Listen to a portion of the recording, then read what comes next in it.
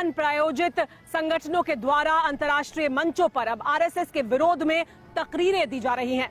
Tele series pain of Pakistan के इस episode में देखिए संगठन फियर ऑफ फोज।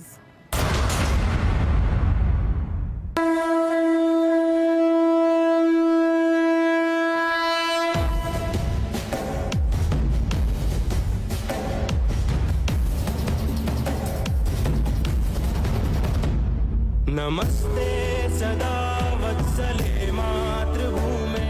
कानों में जैसे ही ये प्रार्थना की मधुर ध्वनि खुलती है, देश के अंदर और बाहर तमाम लोगों के कानों में गर्म शीशे के घुसने जैसा दर्द उठता है।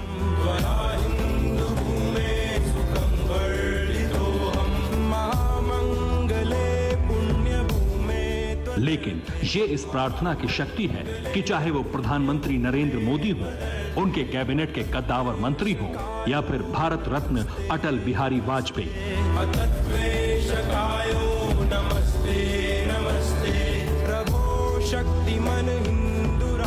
नमस्ते सदा वत्सले मातृभूमि पर सबको संघ शक्ति के आगे ध्वज प्रणाम करना पड़ता है।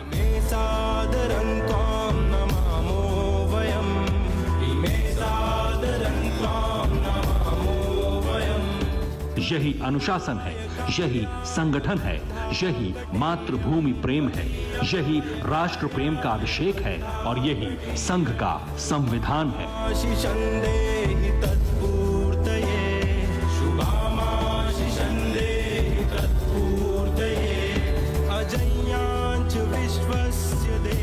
सत्ताईस सितंबर 1925 को विजयदशमी के दिन संघ की नींव पड़ी और अगले साल 17 अप्रैल 1926 को इसका नाम राष्ट्रीय स्वयंसेवक संघ पड़ा। तब से लेकर अब तक राष्ट्रीय स्वयंसेवक संघ यानी आरएसएस ने लंबा सफर तय किया है।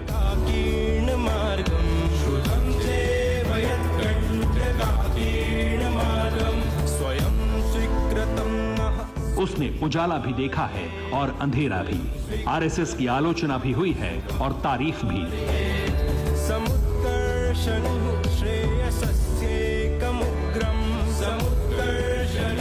लेकिन 9.5 दशकों के लंबे सफर में संघ के स्वयंसेवक राष्ट्र सेवा, समर्पण और संस्कारों से परिपूर्ण रहे और व्यक्ति से महत्वपूर्ण संगठन और दल से बड़ा देश को अभिव्यक्त करते रहे। हमने पहले दिन से सिखाया जाता है, स्वयं से बड़ा दल और दल से बड़ा देश होता है। यही हमारे संस्कार है और यही हमारी प्रतिज्ञा है। प्रधानमंत्री नरेंद्र मोदी की प्रतिज्ञा का आधार है राष्ट्रीय स्वयंसेवक संघ का संस्कार। लड़कपन से प्रधानमंत्री नरेंद्र मोदी आरएसएस में दीक्षित हैं। उनके रोजनामचा से लेकर विचार तक पर संघ की छाप है। उनके लिए मातृभूमि की रक्षा पहली शर्त है, इसलिए वो कड़े और बड़े फैसले लेने से हिचकते नहीं। यही वजह है कि मजहब का अफीम सूंघ कर बने पाकिस्तान का सामना जब नरेंद्र मोदी की आक्रामक नीतियों से होता है तो हमारा पड़ोसी बिलबिला जाता है। पाकिस्तान कूटनीति का सामान्य तकाजा भूलकर नरेंद्र मोदी के बहाने संघ के संस्कारों पर निशाना साधता है।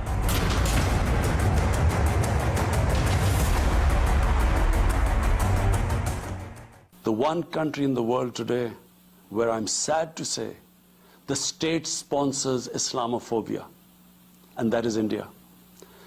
The reason behind this is the RSS ideology that unfortunately rules India today. The RSS directs it towards the Muslims and to a lesser extent the Christians. They believe that India is exclusively for Hindus and others are not equal citizens. The secularism of Gandhi and Nehru has been replaced by the dream of creating a Hindu Rashtra. शायद ये पहला मौका था जब संयुक्त राष्ट्र के मंच से किसी पाकिस्तानी प्रधानमंत्री ने आरएसएस पर अटैक किया, लेकिन सवाल उठता है क्यों? इसका जवाब जानने के लिए इमरान खान का संयुक्त राष्ट्र संघ का भाषण सुनिए। By subjugating, even cleansing India's 200 million Muslims and other minorities. In 1992, the RS destroyed the Babri Masjid. In 2002, some 2,000 Muslims were slaughtered in Gujarat. And this was under the watch of Chief Minister Modi. इसको समझने के लिए RSS के बुनियादी विचारों और पाकिस्तान के संस्कारों को समझने की दरकार है। भारत धर्मनिरपेक्ष और पाकिस्तान मजहबी मुल्क है। आरएसएस को लेकर ऐसा प्रचारित होता है कि वो मुस्लिम विरोधी है, जिसे पाकिस्तान भुनाने की कोशिश करता है। आरएसएस हिंदू राष्ट्र की वकालत करता है तो पाकिस्तान की तकरीर है कि संघ मुसलमानों में डर का माहौल पैदा करता है। दरअसल ये पाकिस्तान का विलाप मात्र है, क्योंकि संघ के विचार क्या हैं, इसे ऐसे समझा जा सकता है। वो एक सत्य है, वो अस्तित्व की एकता का सत्य है, और उसके चलते दुनिया की विविधताओं का स्वीकार सम्मान करो, उनका उत्सव करो, अपनी अपनी विविधता पर श्रद्धापूर्वक पक्के चलते रहो, बाकी सबकी विविधता का सम्मान करो और मिलजुल कर चलो। यह संदेश देने वाला जो मूल्य समुच्चय है, वो मूल्य समुच्चय हिंदुत्व है।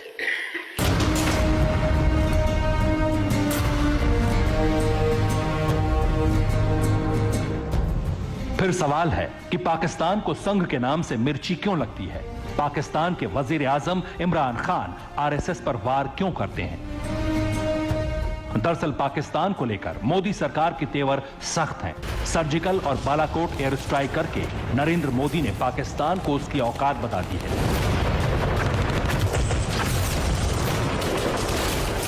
कूटनीति के सारे दरवाजे बंद कर दिए। नरेंद्र मोदी सरकार की आक्रामक विदेश नीति ने दुनिया भर में पाकिस्तान को आतंकवादी देश घोषित करवाने की दहलीज पर पहुंचा दिया। पाकिस्तान का दोस्त रहा अमेरिका तक दहशतगर्दी के सवाल पर हुकूमत इमरान को खरी खोटी सुना चुका है। आज की तारीख में पाकिस्तान दाने दाने को मोहताज है। पाकिस्तान की सरकार अवाम के दाना पानी के इंतजाम के लिए दर दर पर नाक रगड़ रही है। दुनिया के ज्यादातर देश पाकिस्तान को दर बदर कर रहे हैं। लिहाजा इमरान बौखलाए हैं और अपने पापों का सारा ठीकरा नरेंद्र मोदी और आरएसएस पर फोड़ रहे हैं।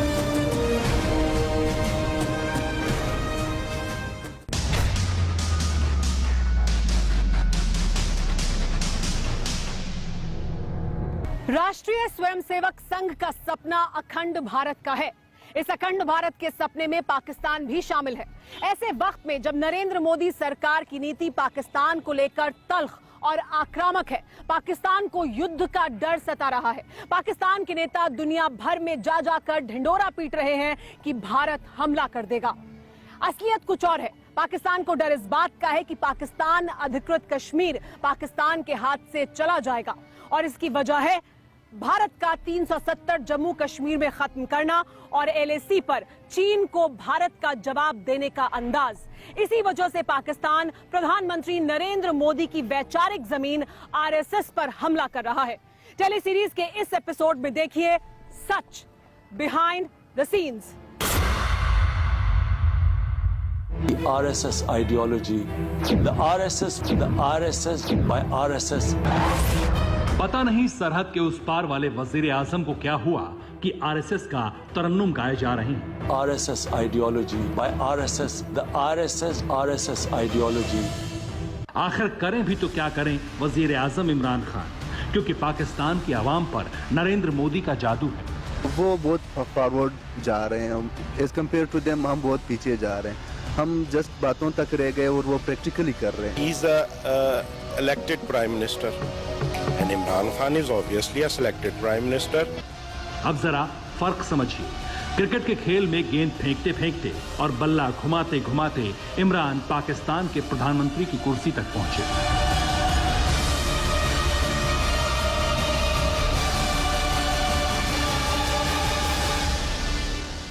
दूसरी तरफ नरेंद्र मोदी आरएसएस के सांचे में ढलकर सत्ता के शीर्ष पर पहुंचे।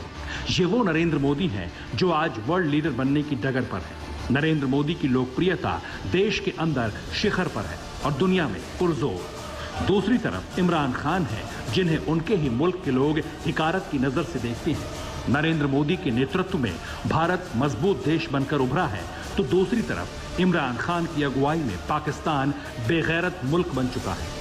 यही इमरान खान की कसक है और इसलिए वो हर बात के लिए मोदी मोदी और आरएसएस चिल्लाते हैं। RSS ideology, the RSS by RSS. संयुक्त राष्ट्र संघ में इमरान खान ने भी भाषण दिया और उसके अगले दिन प्रधानमंत्री नरेंद्र मोदी। इमरान खान के भाषण में इंडिया, नरेंद्र मोदी और आरएसएस का जिक्र था। ये नाम लेकर इमरान खान इकोनॉमी से टेररिज्म तक अपनी नाकामी छुपा रहे थे। इमरान अपने नए पाकिस्तान के सपने के टूटने को बयां कर रहे थे। दूसरी तरफ प्रधानमंत्री मोदी ने करीब 22 मिनट का भाषण दिया और पूरे भाषण के दौरान उन्होंने दुनिया के सामने उभरते भारत का अक्स पेश किया। प्रधानमंत्री मोदी ने पाकिस्तान और इमरान खान को इस लायक भी नहीं समझा कि उनका जिक्र तक किया जाए। प्रधानमंत्री मोदी ने संकेतों में भी पाकिस्तान की तरफ इशारा नहीं किया। ये नरेंद्र मोदी का अंदाजे बयां है। भाई और बहनों, हम एक नए हिंदुस्तान के रास्ते पर चल पड़े हैं, जो छेड़ता नहीं है, लेकिन कोई छेड़ेगा तो छोड़ता भी नहीं है। खतरा सीमा के भीतर हो या फिर सीमा पार, ये नया हिंदुस्तान घर में घुसकर मारेगा। ये नरेंद्र मोदी का नया हिंदुस्तान है। मोदी युग में दो बार भारत घर में घुसकर पाकिस्तान को मार चुका है।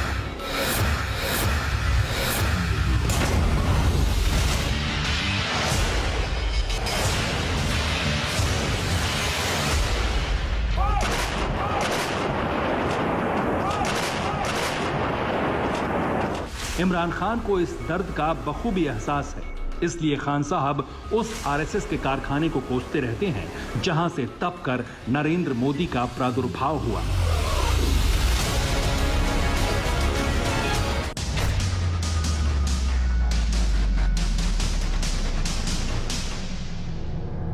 आरएसएस को अदृश्य राजनीतिक शक्ति कहा जा सकता है।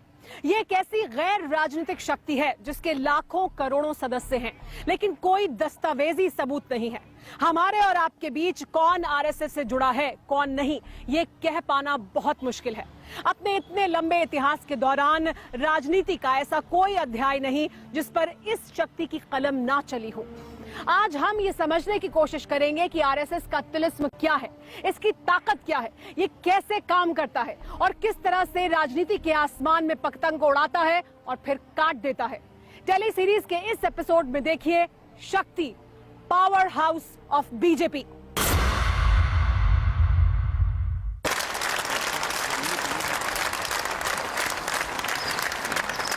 Prime minister Shri Narendra Damodar Das Modi.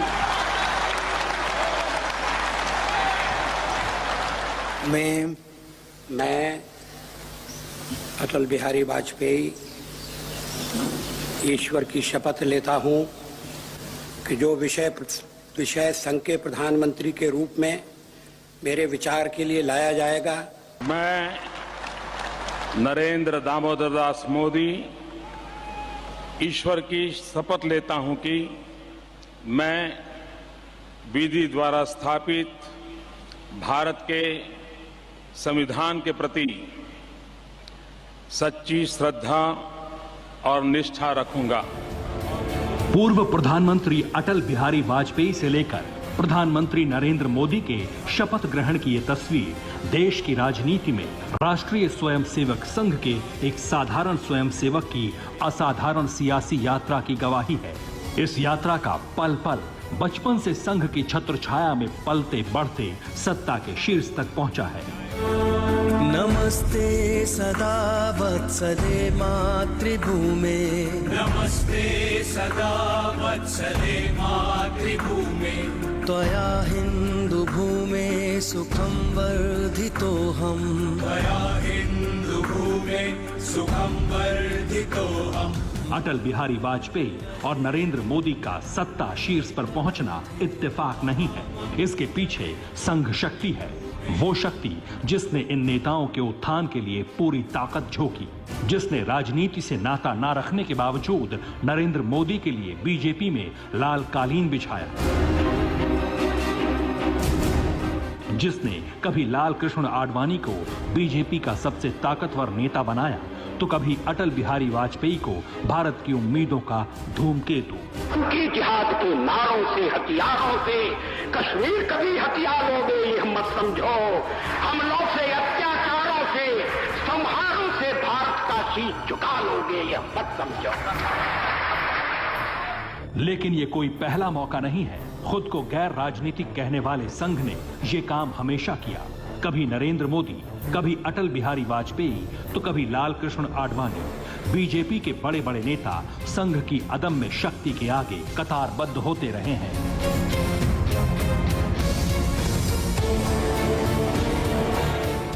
अब इसे आप अनुशासन समझिए, सम्मान या संस्कार या फिर मजबूरी। इस शक्ति के आगे बीजेपी के ताकतवर नेताओं को भी कभी हाथ ऊपर तो कभी नीचे करना पड़ता है। यही आरएसएस यानी राष्ट्रीय स्वयंसेवक संघ की असल ताकत है। महामंगले पुण्य भूमे त्वदर्थे, महामंगले पुण्य भूमे त्वदर्थे। कहते हैं कि आरएसएस की नागपुर से हुकूमत चलती है और उसके एक फरमान पर दिल्ली की राजनीति में हड़कंप मच जाता है। बीजेपी के हर मिशन या संकट के वक्त बीजेपी का हर छोटा बड़ा नेता नागपुर को सूर्य नमस्कार करता है। 6 लोगों की मंडली रिमोट कंट्रोल जैसा कमांड देती है। दिल्ली में बीजेपी उस फरमान को मानने को मजबूर हो जाती है।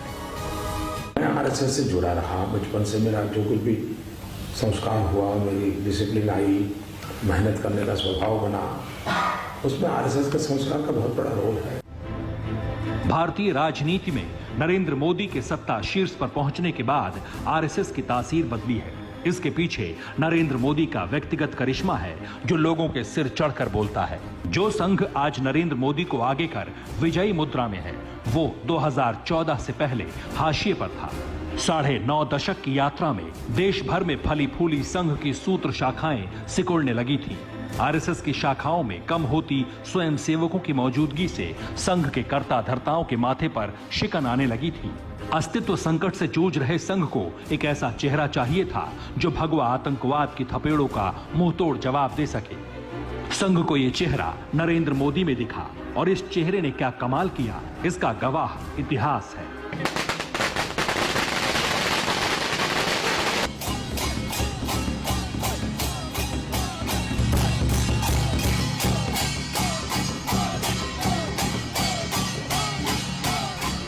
संघ के आशीर्वाद से नरेंद्र मोदी सियासत के 7वें आसमान पर सवार होते गए और उधर संघ की शाखाओं में बेशुमार इजाफा हो गया। विजेत्री च नः संहता कार्यशक्तिर्, विजेत्री च नः संहता कार्यशक्तिर्, विधायास्य धर्मस्य संरक्षण। कर्तृत्व संपन्न लोगों के चरित्र लिखे जाते हैं।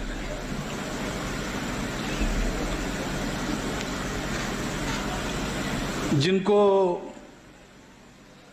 भारी जगत में करिश्माई नेता कहा जाता है, उनके चरित्र लिखे जाते हैं। स्वाभाविक बात है, उससे एक स्फूर्ति मिलती है, प्रेरणा मिलती है, लेकिन उसको ठीक से पढ़ना पड़ता है।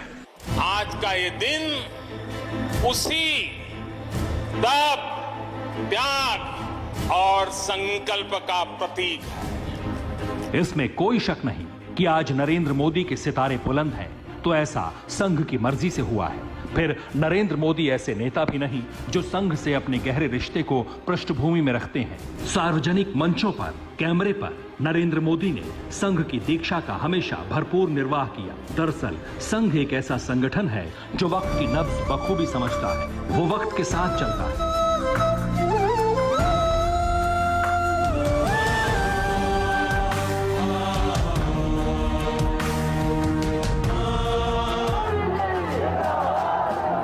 संघ ने 1990 के दशक में राम लहर के दौरान लाल कृष्ण आडवाणी को आगे किया। अयोध्या आंदोलन ने आडवाणी को बड़ा नेता बना दिया। और बीजेपी 2 सीटों वाली पार्टी से लोकसभा में 80 से ज्यादा सीटों वाली पार्टी बन गई।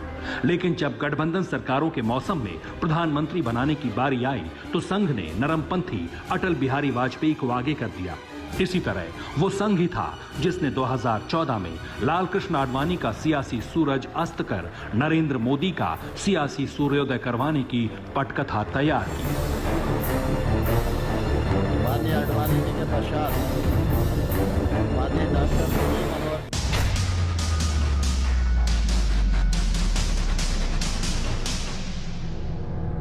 बीजेपी के लिए आरएसएस की हर बात पत्थर की लकीर की तरह क्यों होती है?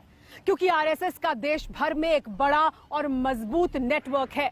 आरएसएस अलग अलग संगठनों के तौर पर काम करता है, समाज सेवा से लेकर धर्म तक और शिक्षा से लेकर मजदूर संगठन तक। ये संगठन जरूर अलग अलग हैं, लेकिन इनकी वैचारिक जमीन एक जैसी है। इसी वजह से जब नागपुर से रिमोट कंट्रोल के जरिए कोई आदेश दिया जाता है तो पूरी अदृश्य शक्ति आरएसएस की एक दिशा में काम करने लगती है। और इसकी शुरुआत आरएसएस के जन्म के साथ ही शुरू हो गई थी। टेली सीरीज के इस एपिसोड में देखिए बुनियाद, a strong network. Vijayadashami 1925, Mohite का बाड़ा, नागपुर।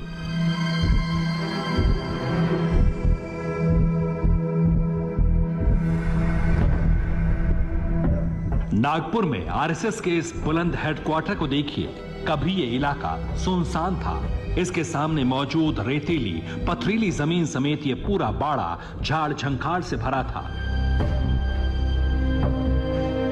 अब ये बुलंद इमारत है। कोलकाता मेडिकल कॉलेज से मेडिकल की पढ़ाई पूरी कर एक हट्टे कट्टे नौजवान डॉक्टर केशव बलिराम हेडगेवार ने इस जगह को अपने हाथों से साफ सुथरा समतल बनाकर आरएसएस की बुनियाद रखी थी। तब सिर्फ 5-7 छोटी उम्र के बच्चे उन्हें मिले थे। सवाल तब भी उठे थे कि आखिर हेडगेवार आरएसएस क्यों शुरू कर रहे हैं।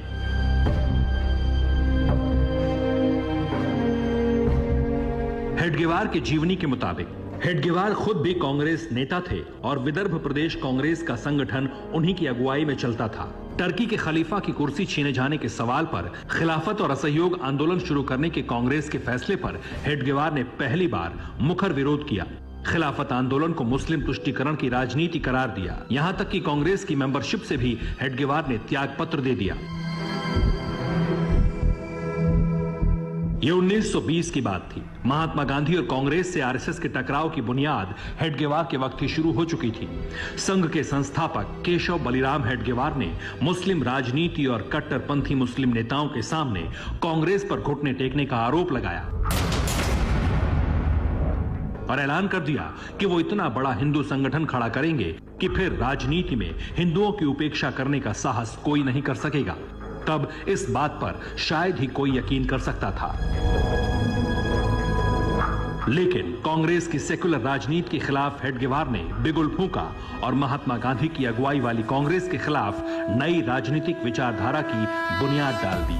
नमस्ते सदा वत्सले मातृभूमे, नमस्ते सदा वत्सले मातृभूमे, त्वया हिंदू भूमे सुखम वर्धितो। तमाम विरोध और आलोचनाओं के बावजूद हेडगेवार मिशन पर लग गए। छोटे छोटे बच्चों को लेकर रोज सुबह और शाम संघ की शाखा लगाने लगे। शाखा में पूरे 1 घंटे का टाइम टेबल बनाया गया, जिसमें सूर्य नमस्कार, योग, व्यायाम, खेलकूद, गीत, बौद्धिक बहस के साथ तलवारबाजी, लाठी युद्ध, नियुद्ध यानी जूडो कराटे का प्रशिक्षण शुरू हो गया। शक्तिमान हिंदू राष्ट्र। हेडगेवार ने आरएसएस की बुनियाद नागपुर में 1925 में रखी और पुणे, यवतमाल, अमरावती, नासिक समेत पूरे महाराष्ट्र में इसका जाल फैलता चला गया। महाराष्ट्र के बाहर आरएसएस की पहली शाखा यूपी के वाराणसी में 1930 में शुरू हुई। शहर में गंगा किनारे हेडगेवार ने मराठी और गुजराती बहुल इलाके में युवकों को आरएसएस की प्रतिज्ञा कराई, प्रार्थना सिखाई।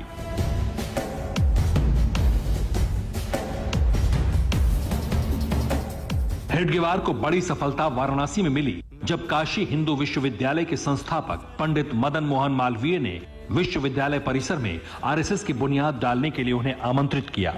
मालवीय जी ने बीएचयू परिसर में ही आरएसएस के लिए एक कार्यालय तक बनवा दिया और काशी हिंदू विश्वविद्यालय से आरएसएस का नेटवर्क देश भर में फैलना शुरू हुआ। बीएचयू के हॉस्टल में रहकर देश भर के छात्र पढ़ाई करते थे। इन्हीं छात्रावासों से हेडगेवार ने शाखा के जरिए बड़ी संख्या में छात्रों को स्वयंसेवक बनाया। सैकड़ों की संख्या में स्वयंसेवक जीवनदानी प्रचारक भी बने, जिनके सहारे हेडगेवार ने 1940 तक आरएसएस का नेटवर्क पूरे देश में फैला दिया। हेडगेवार को सबसे बड़ी सफलता तब मिली जब पंडित मदन मोहन मालवीय ने बीएचयू के ब्रोचा छात्रावास में रहकर एमएससी की पढ़ाई कर रहे माधव सदाशिव गोलवलकर को हेडगेवार के आरएसएस से जुड़कर काम करने की प्रेरणा दी। हेडगेवार के निधन के बाद 1940 में गोलवलकर यानी गुरुजी सरसंघ चालक बने।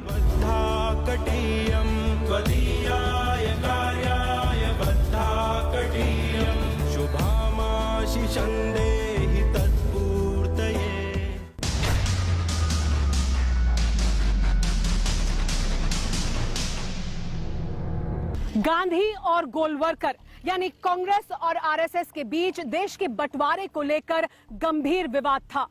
आरएसएस चाहता था कि देश का बंटवारा न हो, तो कांग्रेस पार्टी इसे वक्त की जरूरत बता रही थी। आरएसएस चाहता था कि मोहम्मद अली जिन्ना की हर मांग को ठुकरा दिया जाए, तो कांग्रेस बीच का रास्ता निकालने की कोशिश कर रही थी। यानी एक तरफ आरएसएस का अखंड भारत का सपना था, तो दूसरी तरफ कांग्रेस का मध्यम मार्ग। टेली सीरीज के इस एपिसोड में देखिए विवाद, an unfinished story.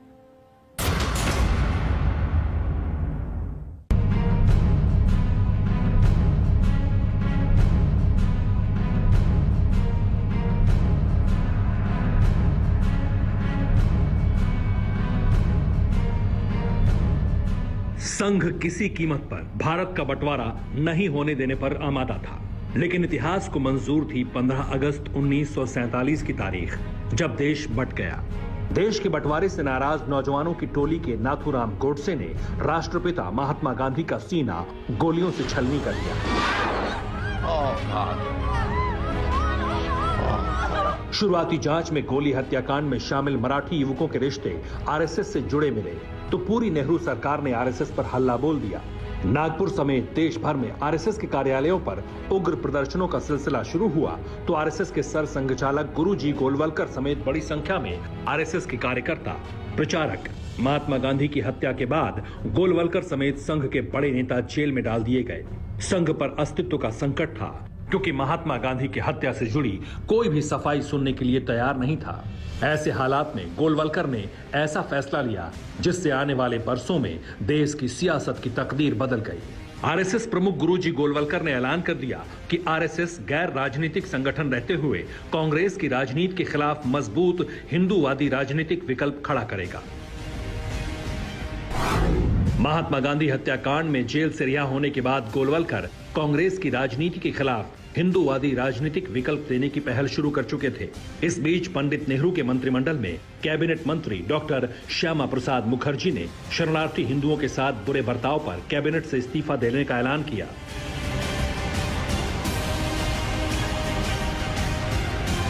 Pandit Nehru cabinet के मंत्री श्यामा प्रसाद मुखर्जी के मंत्रिमंडल छोड़ने के ऐलान के साथ गुरु गोलवलकर को अपने प्लान को धार देने का रास्ता मिल गया। अक्टूबर 1951 अखिल भारतीय जनसंघ की स्थापना।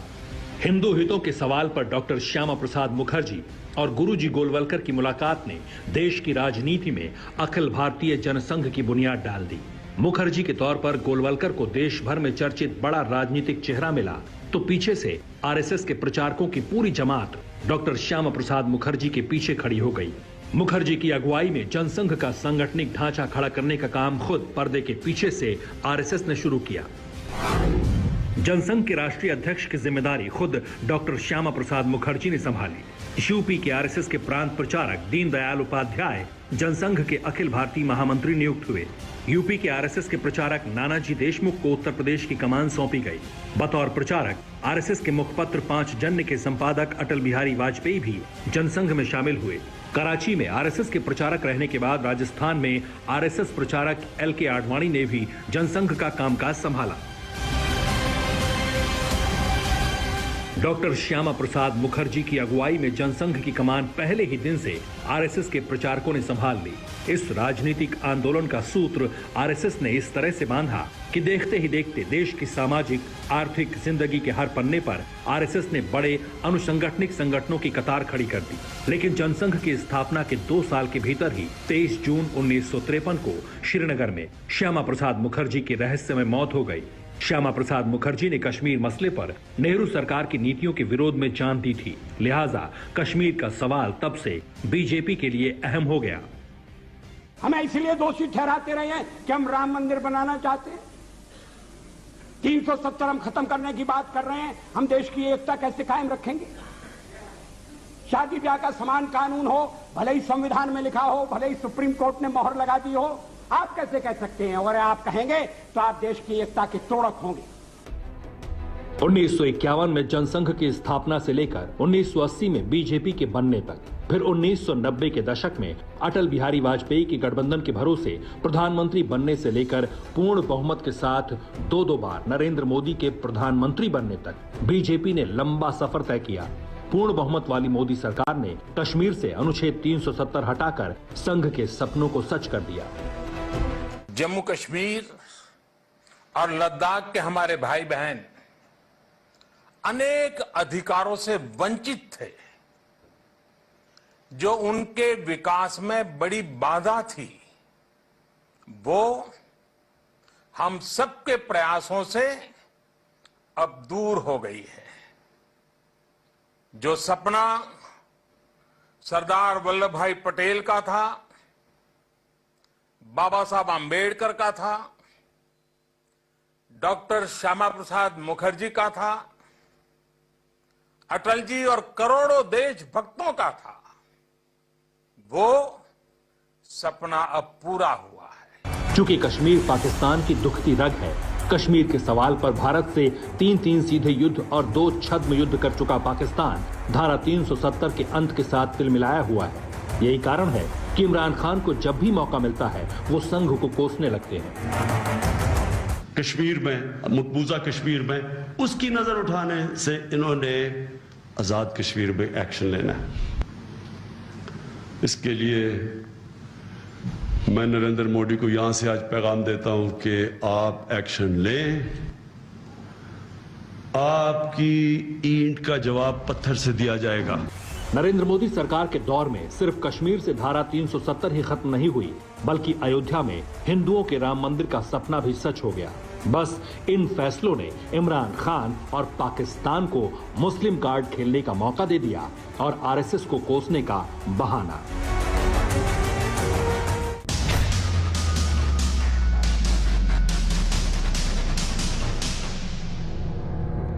सवाल ये है कि क्या आरएसएस को हिंदू मुसलमान राम मंदिर आर्टिकल 370 की कसौटी पर ही परखना चाहिए? क्या आरएसएस की सोच का दायरा सिर्फ यहीं तक है या इसके आगे भी कुछ और है?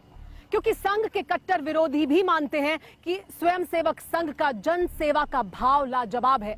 जब जब इंसानियत पर संकट आया, जब जब कोई विपदा आई, स्वयं सेवकों ने जन सेवा की एक नई इबारत लिखी।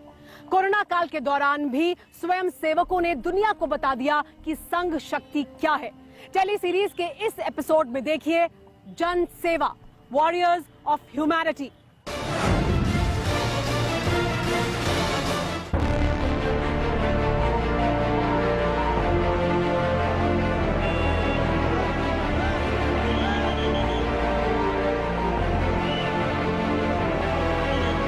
चौबीस मार्च 2020 रात 12 बजे के बाद पूरे हिंदुस्तान में संपूर्ण लॉकडाउन लगा।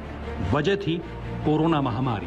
हिंदुस्तान को बचाने के लिए, हिंदुस्तान के हर नागरिक को बचाने के लिए, आपको बचाने के लिए, आपके परिवार को बचाने के लिए आज रात 12 बजे से घरों से बाहर निकलने पर पूरी तरह पाबंदी लगाई जा रही है।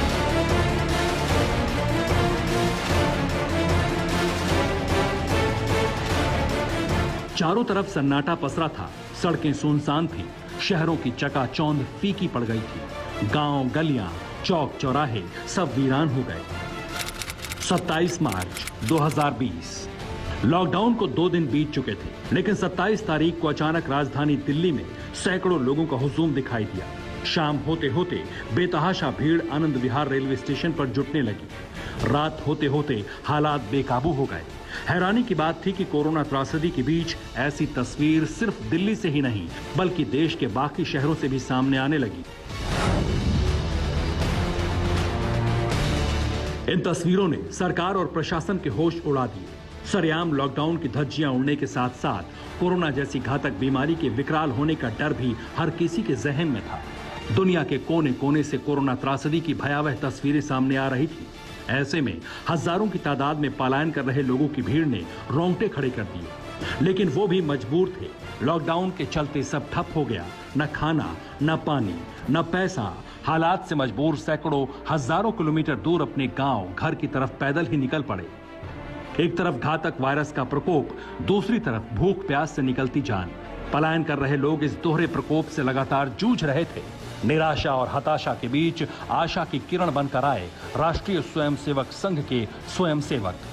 संस्कार, समर्पण और सरलता की स्याही से राष्ट्र प्रेम की परिभाषा गढ़ने वाले स्वयंसेवकों की फौज वायरस के विरुद्ध राष्ट्र युद्ध में उतर गई। आरएसएस के स्वयंसेवक महामारी के प्रचंड प्रकोप के बीच सेवा के लिए खुद को झोंक चुके थे। स्वयंसेवक अलग अलग इलाकों में पका हुआ भोजन बांटने लगे। सूखा राशन, चावल, दाल, आटा, तेल, नमक के पैकेट भी बांटे गए। रोग प्रतिरोधक क्षमता बढ़ाने के लिए जड़ी बूटी से बना काढ़ा बांटा गया। कोरोना जैसी महामारी से बचने के लिए मास्क बांटे गए। आरएसएस ने पलायन कर रहे लोगों के लिए अस्थायी निवास की व्यवस्था की।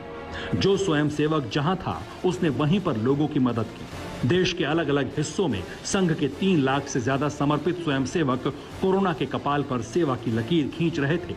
कोरोना की महामारी के समय में अपने स्वास्थ्य को सुरक्षित रखने के जो नियम विहित है और हम लोगों को बताने वाले हैं, उन सबका पालन पहले अपने को करना है। तो अनुमति पूर्वक ही काम करना। संघ प्रमुख की उम्मीदों को धरातल पर उतारने के लिए स्वयं सेवकों ने अलग अलग राज्यों में, अलग अलग शहरों कस्बों में सेवा सेंटर बनाए।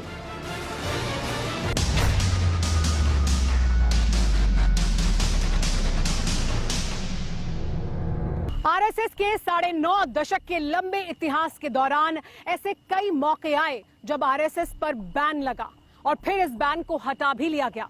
सरकार की सख्ती भी हुई आरएसएस पर और संदेह की नजर से भी आरएसएस को देखा गया। लेकिन तमाम सवालों, तमाम संदेह के बावजूद इस बात से इनकार नहीं किया जा सकता कि जब भी देश पर कोई बड़ा संकट आया, जब देश के सामने कोई बड़ी मुसीबत आकर खड़ी हो गई, तो इस स्वयं सेवकों ने अपने घर की दहलीज को लांघा और जरूरतमंदों के बीच पहुंच गए। अपनी जान की परवाह किए बिना जरूरतमंदों की सेवा की। टेली सीरीज के इस एपिसोड में देखिए राष्ट्र प्रेम सिंस द इंडिपेंडेंस।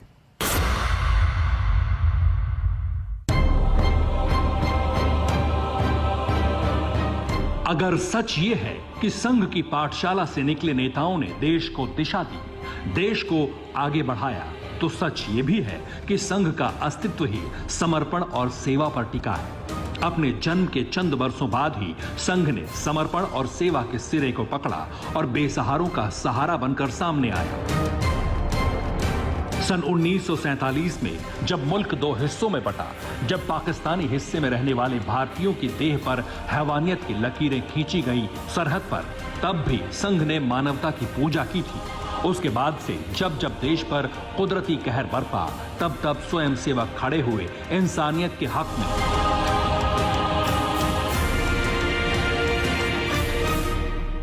संघ ने 1947 में विभाजन पीड़ितों को आश्रय देने के लिए 3000 से ज्यादा शिविर बनाए थे। 1962 के चीन युद्ध में सेना की मदद के लिए स्वयंसेवक बॉर्डर तक पहुंच गए, सैनिकों के लिए रास्ते बनाए, खाने का इंतजाम किया। 1965 के पाकिस्तान युद्ध में न सिर्फ कानून व्यवस्था संभाली, बल्कि रक्त शिविर लगाकर स्वयंसेवकों ने जवानों के लिए रक्तदान किया। 1971 में ओडिशा में आए चक्रवाती तूफान में स्वयंसेवक पीड़ितों के साथ खड़े रहे। 1977 में आंध्र प्रदेश में जब बवंडर आया, तब स्वयंसेवकों ने मोर्चा संभाला। 1984 भोपाल गैस त्रासदी के वक्त स्वयंसेवक मैदान में उतरे। 2001 में जब गुजरात में भूकंप आया, तब महीनों तक स्वयंसेवकों ने निस्वार्थ सेवा की। इसी तरह 2004 में जब तमिलनाडु में सुनामी आई थी और जम्मू कश्मीर में बाढ़ के समय स्वयंसेवक मदद के लिए खड़े रहे।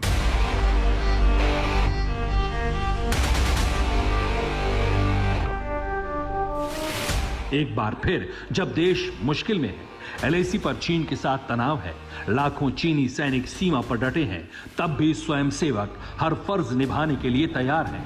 यही संघ की ताकत है, यही संघ की हिम्मत है, यही संघ को सबसे अलहदा बनाता है। इसी की बदौलत 5 स्वयंसेवकों से शुरू हुआ RSS 90 लाख लोगों का परिवार बन चुका है। 37,109 से ज्यादा जगहों पर 58,970 शाखाएं लगती हैं और उसमें स्वयंसेवक राष्ट्रभक्ति का प्रण लेते हैं। वही राष्ट्रभक्ति, वही मानवता की सेवा आज समूचे हिंदुस्तान में दिख रही है।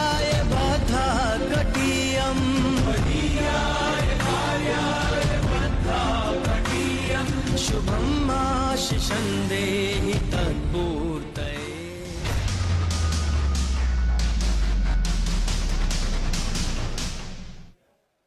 और अब बात करते बड़ी खबर को लेकर। चीन के इशारे पर पाकिस्तान की जंग की तैयारियां हैं। पाक-यूके में पाकिस्तान ने भारी मात्रा में हथियार तैनात किए हैं। J-70 thunder, F-16, BT-4 tank समेत कई मिसाइल तैनात किए गए हैं। गौरी और शाहीन मिसाइल भी बॉर्डर पर तैनात की गई है। 48G J-2 आर्टिलरी होवित्जर तोप, इसके अलावा 80,000 जवान भी तैनात किए गए हैं।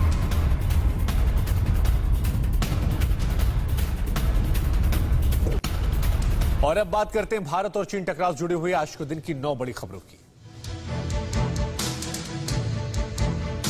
सर्दियों में चीन को मुंहतोड़ जवाब देने के लिए भारत तैयार। फायर एंड फ्यूरी कॉर्प्स तैनात। -40 डिग्री में करेंगे सरहद की हिफाजत। LAC पर चीन की नई खुराफात। LAC पर बड़े लाउडस्पीकर लगाकर जवानों को परेशान करने की साजिश।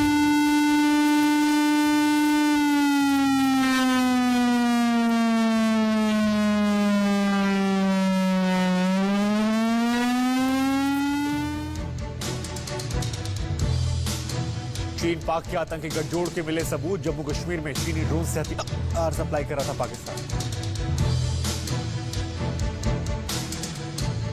POK के बड़े नेता अमजद मिर्जा अयूब का बड़ा दावा। POK में चीन के 6,000 ज्यादा लोग मौजूद। ISI के साथ मिलकर बनाया गया आतंकी कैंप। मोदी के भाषण से POK के लोग खुश।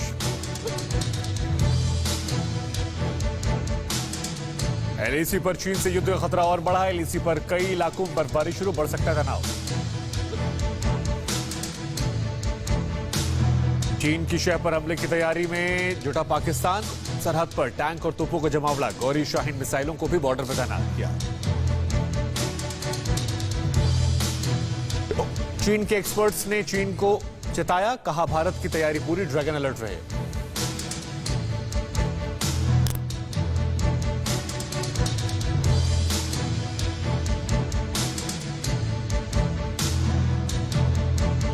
ताइवान को लेकर अमेरिका की चीन को सीधी चेतावनी। कहा अमेरिकी सेना ताइवान के साथ थी, है और रहेगी।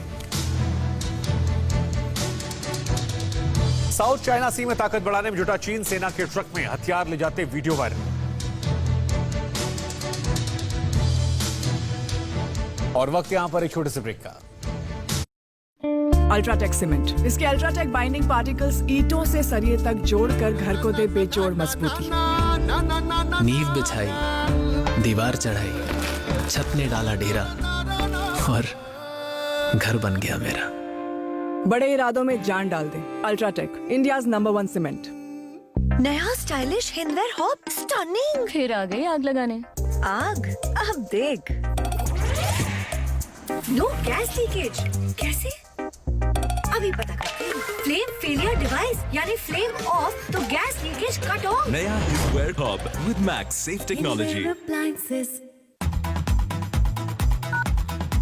देखो dream 11 IPL, Hotstar specials, super heroes in Hindi और थिएटर से पहले ब्लॉकबस्टर्स। साल के सिर्फ 399 में Disney plus Hotstar VIP।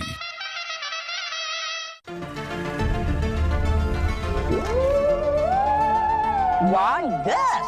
New Suzuki Access 125. सुना है ये कम पीता है। अब इनको भी पता है Suzuki Access 125 with PS6 technology कम पीता है। अपना टूथपेस्ट बदलो और लाओ Dabur red paste. Dabur red paste में है आयुर्वेद की शक्ति। जो जर्म्स को मारे और दे 7 डेंटल प्रॉब्लम से सुरक्षा। खुल के जिया हर एक लम्हा, क्या स्वाद था, क्या जोश था, है जरा सा दूर अब आसमां मेरा Rajnivas flavoured paan masala. Omni gel का डाइक्लोफेनेक फॉर्मूला जड़ से दर्द को मिटाता है। ओमनी जेल, इंडिया का number 1 pain recovery gel. BikeDekho.com bikes और उनकी प्राइसेस कंपेयर करो, हर एंगल से देखकर सही बाइक या स्कूटर खरीदो। एक्सपर्ट रिव्यूज, बेस्ट ऑफर्स और डिस्काउंट्स के साथ विजिट BikeDekho.com टुडे। नया Garnier colour naturals, olive, almond और एवोकाडो, 3 ऑयल्स का पोषण जो दे 50% ज्यादा शाइन, नरिश्ड बाल और बेहतर कलर। अब पाइए कलर नेचुरल्स के 7 शेड सिर्फ 49 रुपीज में। Buy Garnier naturally. बिना बताए जा रहे हो, मिंगो टेढ़े मेढ़े रास्ते में खा लेना, चिट्ठी लिखना, bye.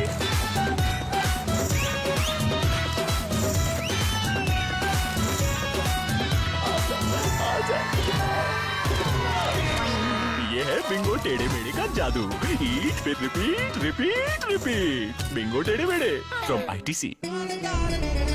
Plaster gold water tank है 100% फूड ग्रेड प्लास्टिक से बना वाटर टैंक, जो है पीने के पानी के लिए पूरी तरह सुरक्षित। प्लास्टो है तो गारंटी है। हीरे जैसे बदन को तराशता है एलॉयस हेयर रिमूवल क्रीम, त्वचा बनेगी शाइनी और लवली।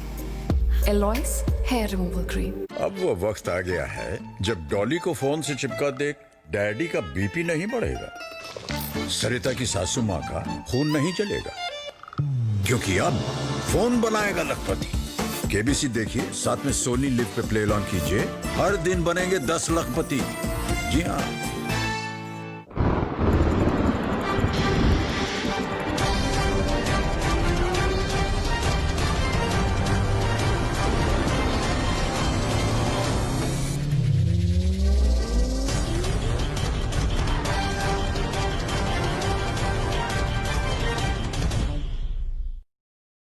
इस कार्यक्रम के प्रस्तुतकर्ता हैं doctor ortho Ayurvedic oil and capsule, जोड़ों के दर्द की बेजोड़ दवा। सह प्रायोजक थकान मिटाए, एनर्जी और इम्यूनिटी बढ़ाए, body rich capsules and syrup, रोग प्रतिरोधक क्षमता बढ़ाए, मल्टीप्लेक्स कैप्सूल्स एंड सिरप। विश्व में कोरोना महामारी का कहर जारी। कोरोना से अब तक 10 लाख लोगों की मौत। देश में मरीजों का आंकड़ा 60 लाख तक पहुंचा। जम्मू कश्मीर के पुलवामा में सुरक्षा बलों को बड़ी कामयाबी, 2 आतंकवादी ढेर, ऑपरेशन जारी, 1 जवान भी घायल। चीन की शह पर भारत पर हमले की तैयारियों में जुटा पाकिस्तान। सरहद पर टैंक और तोपों का जमावड़ा। गौरी और शाहीन मिसाइलों की भी बॉर्डर पर तैनाती।